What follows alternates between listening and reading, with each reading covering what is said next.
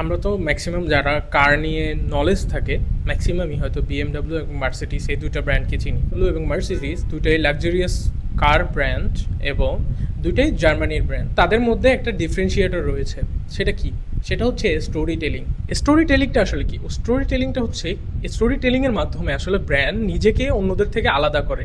এক একজনের এক একটা ব্র্যান্ডের পয়েন্ট অফ ভিউ এক এক রকমের, এক এক টাইপের সে স্টোরি বলে, এক এক মানুষের সাথে সে কানেক্ট করে, এক এক মানুষের পজিশনিং, এক এক মানুষের মাইন্ডে ডিফারেন্ট পজিশনিং করে স্টোরি টেলিংয়ের মাধ্যমে।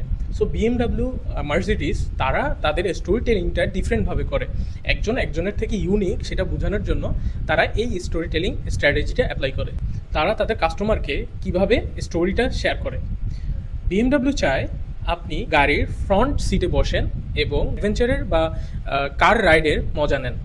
এবং মার্সিডিস এখানে কী চায়? মার্সিডিস তার মেসেজগুলোকে এভাবে পজিশনিং করে যে আপনি গাড়ির ব্যাক সিটে বসেন, থিঙ্ক লাইক এ বস, মানে বসের মতো একটা ফিল নেন।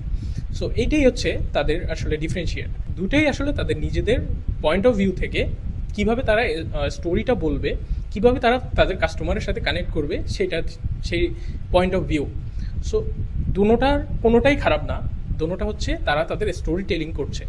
সো একটা জিনিস মনে রাখবেন যে মানুষ আসলে স্টোরি কিনে, সব কিছু আসলে মানুষের মাইন্ডের মধ্যে একটা স্টোরি আকারে স্টোর হয়। সো মানুষ আসলে কোনো প্রোডাক্ট কিনে না, তারা আসলে একটা স্টোরি কিনে বা একটা মতবাদ কিনে, একটা আইডিয়া কিনে। সো বিএমডাব্লিউ, মার্সিডিস এইসব ব্র্যান্ডগুলো আসলে এই আইডিয়াটাই সেল করে, এই স্টোরিটাই সেল করে। সো আপনার কি আগে এই পয়েন্ট অফ ভিউ, তাদের স্টোরি টেলিংটা কি জানতেন? যদি না জেনে থাকেন তাহলে অবশ্যই এরকম ইনফরমেটিভ কন্টেন্ট পেতে লাইক অ্যান্ড সাবস্ক্রাইব করে এই চ্যানেলের পাশে থাকতে পারেন। Thank you.